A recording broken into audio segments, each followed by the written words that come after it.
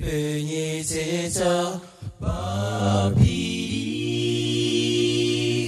Niyanganira burumuti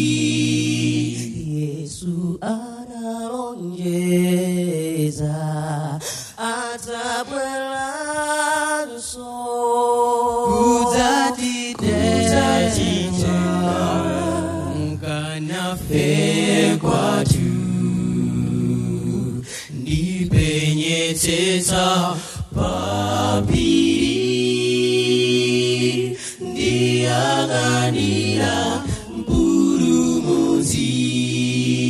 Yesu analonjeza atabweranso kudzatitenga mkanafe kwatu natidikirani pemberani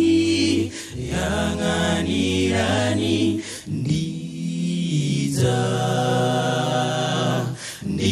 ndidzatenga ino kwa Tate wanga tikakale kwamuyaya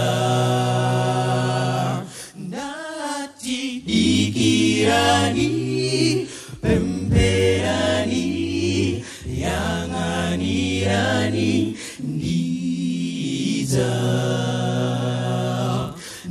ndidzatenga ino kwa Tate wanga tikakale kwamuyaya nati kwa yense ofuna kuka naye mwambata taya za mziko Tata Yesu mpulumutsi chita chifuniro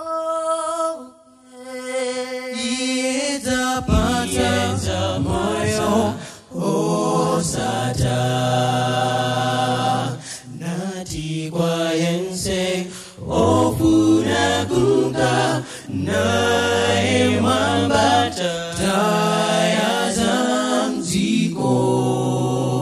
Tata Yesu mpulumutsi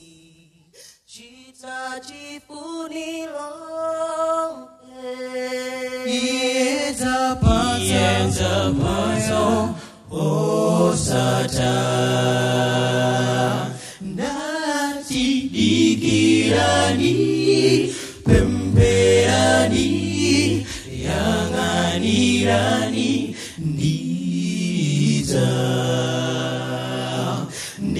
ndidzatenga ino kwa Tate wanga tikakale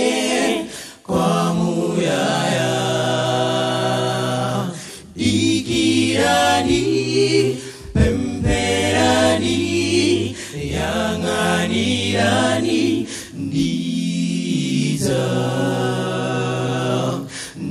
ndidzatenga ino kwa Tate wanga tikakale